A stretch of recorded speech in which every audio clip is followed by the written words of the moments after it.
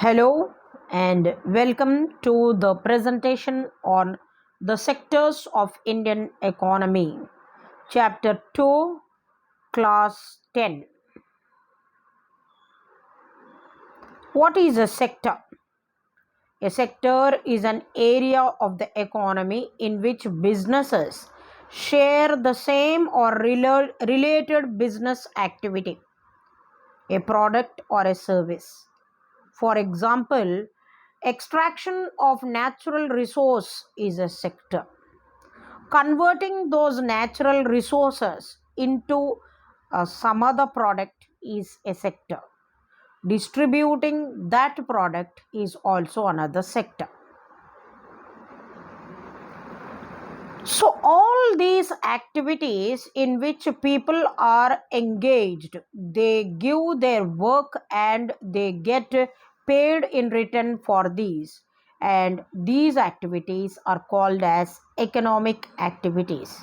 We can classify these economic activities into different criterion. You can see in the images where extraction of natural resources is done, conversion is done, and is also distribution is also taking place.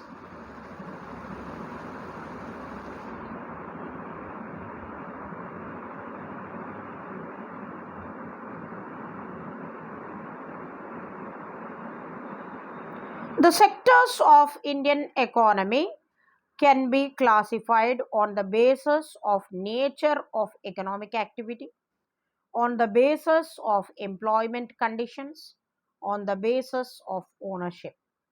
So, if we say primary sector, when we say primary, it involves all the land related activities, agriculture, forestry, fishery, mining, quarrying come under this.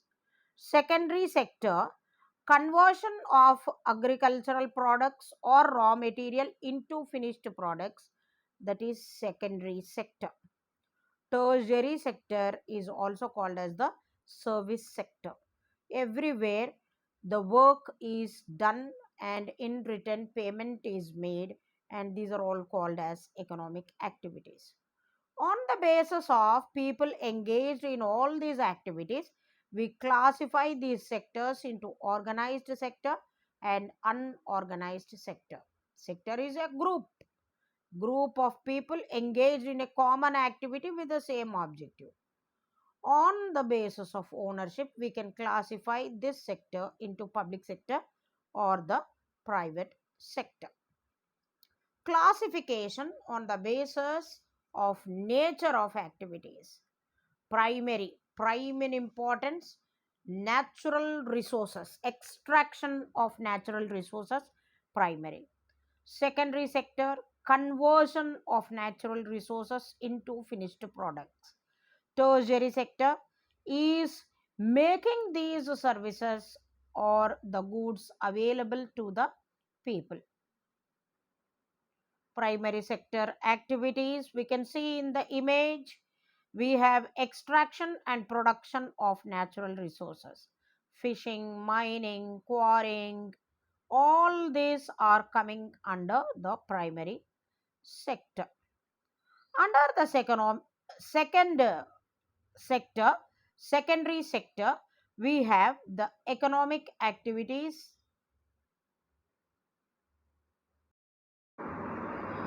The economic activities which are converting the natural resources into finished products come under the secondary sector. And secondary sector also has construction activities. The tertiary sector involves economic activities that are mostly based on providing service to the society, like transport, banking, insurance fall under this category. Real estate, education, everything which provides service to the people fall under this category. The tertiary sector is very important. Tertiary, third in importance is that part of economy where businesses are producing services. These services are non physical. There is no tangibility. We cannot see the good, but we can feel the service. And that's why it is called as a service sector. Education, transport, medical services, media, all these are coming under this sector. Advertising, real estate, retail marketing, everything is under the service sector. How is that the tertiary sector is employing more number of people and is becoming important these days? It provides the basic facilities like hospitals, education, post and telegraph, courts. Every service is providing by the tertiary sector. The demand for services such as transport, trade, storage, these are increasing with the development of primary and secondary sector. In fact, the primary and secondary sector are dependent on the tertiary sector. To place an order, it is the tertiary sector. To make the payment, the tertiary sector. For the movement of the raw material to the conversion area or to the factory and the industry, it is the tertiary sector. The demand for tourism, shopping, private schools, hospitals, everything is increasing, and number of people who are depending on this is also rising. So as the educational levels are rising, people can get more and more opportunities, and the contribution of the tertiary sector to the GDP is also increasing with the time. Rapid growth of the service sector also is benefiting the external demand. Other countries are looking at India because India gives the best of the human resource to the world. So, liberalization, one of the factors where the lifting of the trade barriers is happening, and other countries are investing here, and more opportunities are given to the people through this sector, that is the tertiary sector. These three sectors are interdependent on one another. No one can exist on their own. They are all interdependent. And in this interdependence, we take the value of the final goods in calculating the income of the country.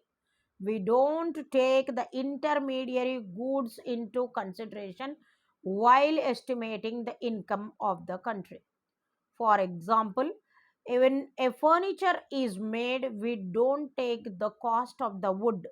We take the final value of the chair or final value of the bench or the desk when it is ready in the market to be sold. Raw cotton is used in the production of clothes. Sugar cane is in the production of sugar. So these raw materials are not taken into consideration while estimation. Only the value of final goods which are ready for consumption or usage is taken to calculate. For example, a pen, a car, a packet of biscuit, anything which is readily available for us.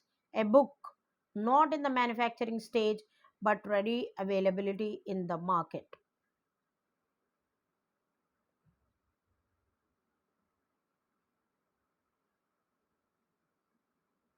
Tertiary sector.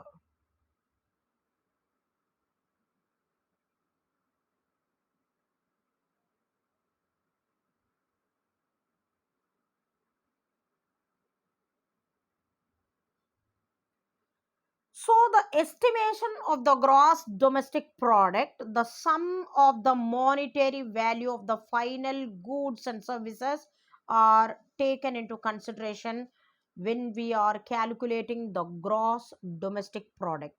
We know gross domestic product is the total income of the goods and services which are produced within the country. Gross total or the sum. Domestic refers to political territory, the geographical boundary of India. The geographical boundary of India. Product, it refers to monetary value of the final product when the product is available in the market. Take the value of a pen, take the value of a phone, take the value of a book, a bag, anything which is readily available in the market. What is the cost of it? That is taken into calculation. Why only final goods? Why not intermediary goods? So, for example, if you take a shirt in the market which is available, if you start calculating the intermediary goods, the goods which are used in the making of the shirt, for example, the collar, the buttons, the thread, the stitching charges, the tailor's charges, at every stage you keep adding the value of the money, then the cost of the shirt will be very, very high. So we sum up all the values paid to all these people at every stage, and final value of the shirt is determined, that is sold in the market. If we add everything, that leads to double counting and also multiple counting. That is not the real value. We only want the real value to real estimate the real price of the goods. The Central Statistics Office under the Ministry of Statistics, it implements and it estimates the gross domestic product by collecting and compiling the total data of the country in all the states and also in the union territories. This is the table which is showing the historical change in sectors in items of contribution to GDP. The production of all the three sectors is increasing, but the growth rate of different sectors are different. With the development, the contribution of primary sector to GDP is decreasing, whereas the contribution of tertiary sector is increasing. That is, the dependence on the agriculture and the allied activities is decreasing, and the dependence on the tertiary sector, which is giving more opportunities to employed educated people, that is increasing. So this is the comparative analysis between 1973-74 to 2013-14. Let us look at the graph. So we see in 1973-74 and 2013-14, the primary sector's contribution, the secondary sector's contribution, and the tertiary sector's contribution. We can see that the contribution which was very, very less in the year 73-74, it has increased many folds in the year 2013 and 14. Share of the sector in the GDP. Again, the primary sector which was contributing the more has come down, and the tertiary sector's contribution, which was less in 73-74, has increased. A slight increase in the secondary sector also can be noticed. Now coming to employment, how these sectors are giving employment to different kinds of people. 74% of the population was dependent in primary sector, that has come down to 49, and 11% has come down, has increased to 24, and 15% of tertiary sector has increased to 27%. This is a real growth, we can say, but the number of people who are employed in the primary sector, that percentage is not equal to the contribution to the GDP. That is, more number of people are dependent. Why? We will study about them in employment sector. Classification on the basis of ownership.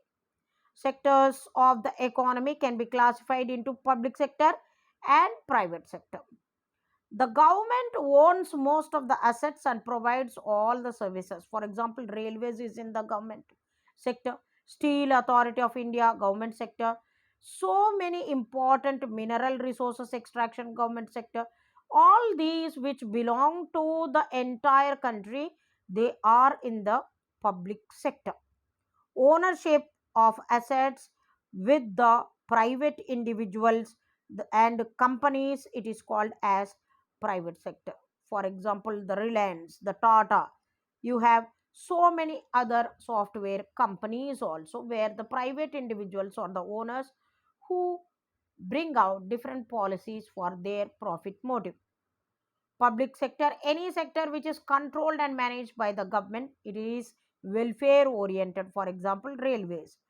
Primary sector activities includes those occupations which are closely related to man, that is natural environment. Once again, gathering, hunting, fishing, lumbering, animal husbandry or rearing, all these land related activities are coming in the primary sector. This is not government owned, but it is all private individuals who are owning, but they are dependent on the extraction of natural resources. The public and the private sector, the public sector owned by the government, whereas the private sector owned by individuals or group of individuals. It is run on service motive or welfare motive. The government mostly it provides the basic services like healthcare, education, transport, etc. Better facilities are also provided to the employees, but productivity is low. This cannot work professionally due to high level of political interference. Whereas in the private sector, owned by private individuals or group of individuals, their motto is profit. They want to gain more profit, provides relatively luxurious goods, for example restaurant, theaters, all recreational centers, poor facilities to the employees but high productivity, high level of efficiency due to professional management. There is competition, survival of the fittest. Whoever contributes more to the management, they stay. Classification on the basis of employment, it is organized, unorganized sector. So what is an organized sector? Where people have assured work, terms of employment are regular. Whereas unorganized sector, they are small and scattered, which are not in the control of the government. It has low payment and facilities are very less. Security or job protection is not there. Organized sector, we can see the timing is fixed, salary is fixed, rules and regulations are fixed. Whereas unorganized sector, they have to struggle for all those. Conditions of the employment like salary, hours of work, this is governed by the law. For everything, rules are maintained and they follow this. There is a formal contract between the appointer and appointee, the employer and the employee. Everything is fixed. They get paid leaves, leave is granted and they are paid for it. Whereas in the unorganized sector, no law controls the employment. The people, there is competition for work on low availability of wages. Also, the people get ready to work because they need work to make their living. They don't get paid leave, they don't get medical facilities, there is no fixed working hours. Yes, the job security is there in the organized sector, but in the unorganized sector, there is no job security. At any time, they can lose the job. Whereas in the organized sector, they get all benefits during the work period and also after retirement. They get medical facilities, insurance, housing, child care, every other facility after retirement, provident, gratuity, etc.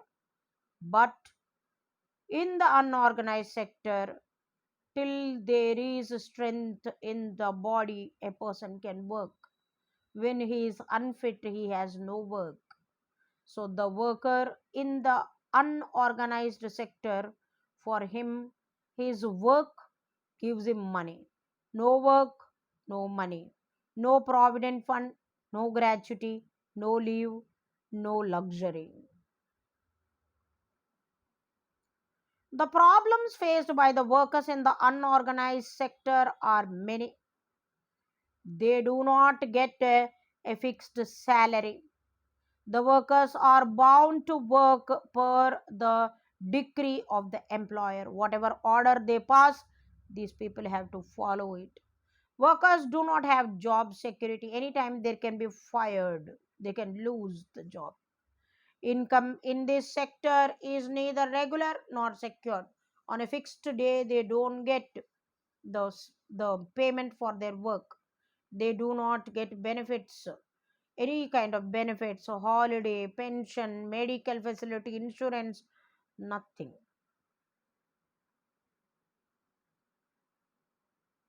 Why is it important to protect the workers in the unorganized sector? The unorganized sector, majority of the people are uneducated. Around 92% of the country's working population is working here with many problems. Therefore, it is essential to protect their interests. Government cannot create new jobs and provide secure jobs for everybody. So those who are there in the unorganized sector, their interest has to be protected. The basic goods like food and agriculture, their basic products and services, and these are to be provided. These are already provided by the unorganized sector, without which the economy or the country will be paralyzed. So those people who are engaged in making of these products, their security has to be taken care. There should be rules and regulations which monitor them. Time to time the government has to interfere and check the working of these organizations. It is the highest contribution sector in the economy. Therefore, the people working there must be protected. Many laws and orders, situations are arising in these different sectors due to lack of time, due to lack of governance, due to lack of interference by the government, and not following many stipulated rules and regulations. Many such conditions are arising. So these can be avoided if the government officials constantly keep checking these sectors and protect the interests of the people. Measures to protect the workers in the unorganized sector: creating more employment in the organized sector.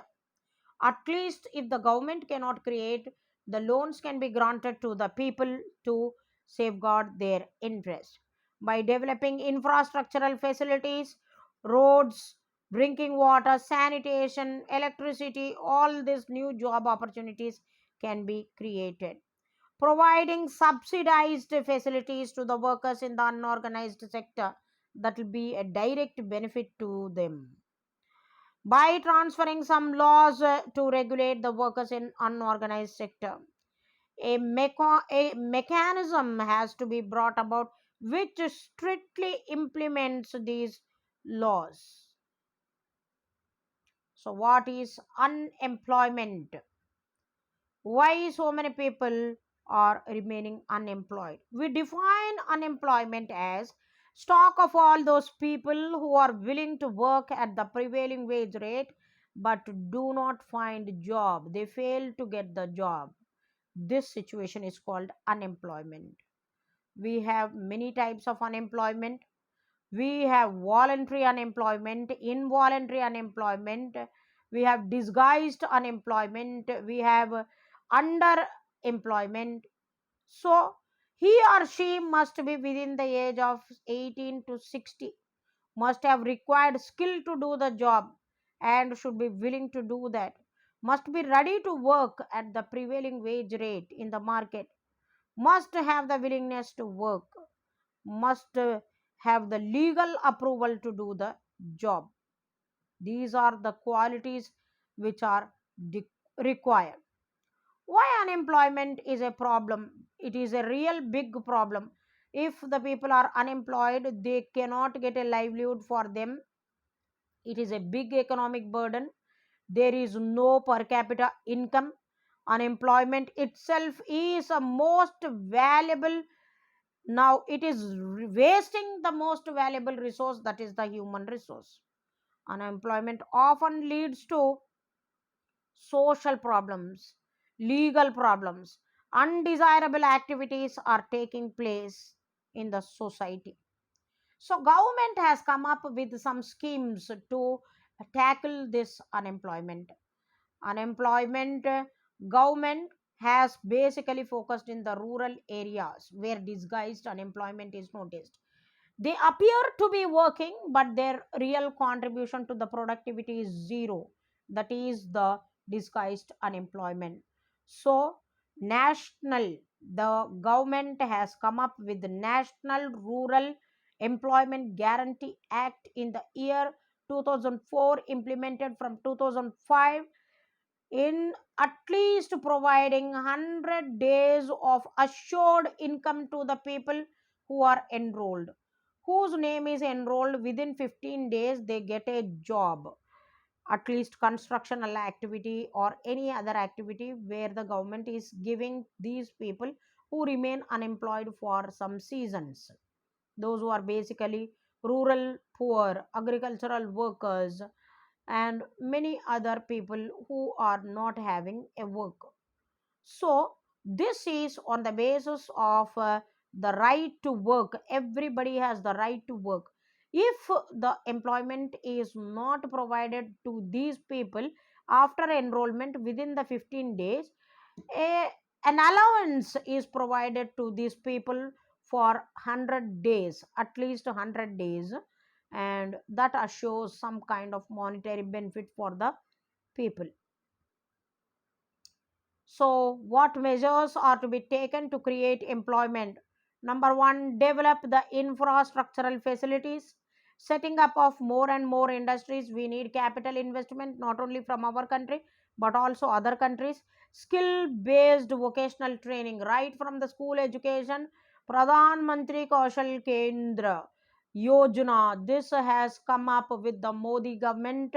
Our Prime Minister has come up with this ideology where children are trained to learn different kinds of activities. Easy and affordable credit facilities should be given to the rural poor so that they are not exploited by the money lenders and the tricky people.